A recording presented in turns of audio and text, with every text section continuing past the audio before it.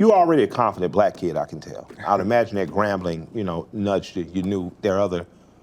But going back to college, completing Boston University and then completing Colby, probably perfectly prepped you for what was next. And what was next was corporate America. Right. And in corporate America, it felt like you have like almost a spook that sat by the door existence, in that you were the only black manager, or the only black vice president.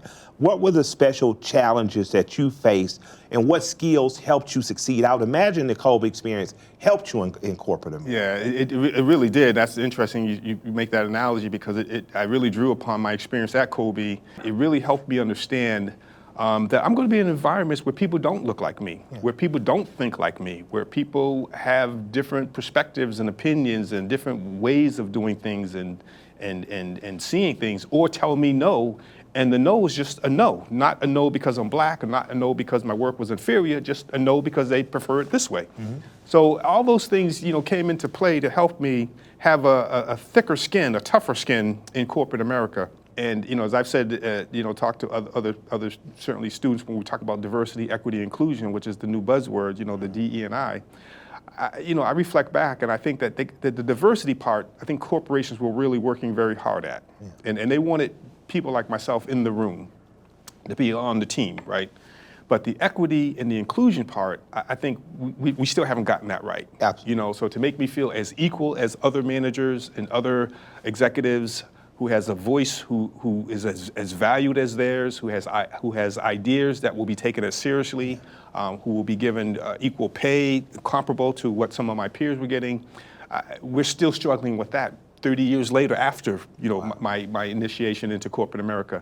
Once you got in the corporate environment and you're there, post Colby, and you say you weren't taught, people didn't walk you through.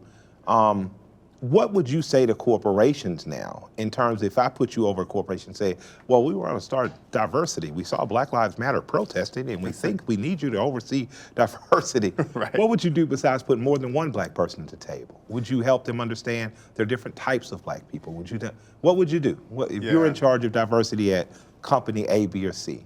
Yeah, and that's a very good question.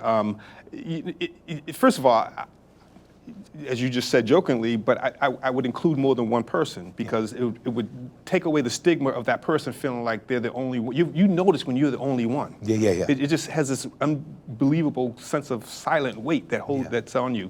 So that's one thing, just full inclusion based on ability. Gotcha. Secondly, I think there needs to be an orientation where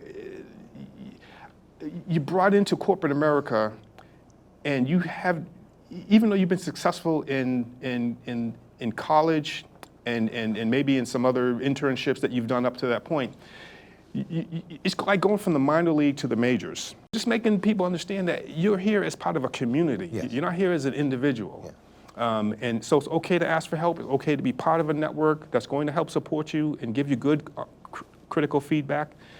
And when you have that kind of nurturing environment, you can take feedback more to heart that is coming from a good place. Yeah. And you're not suspicious that it's coming from someone who's just trying to undermine me or trying to make me look bad.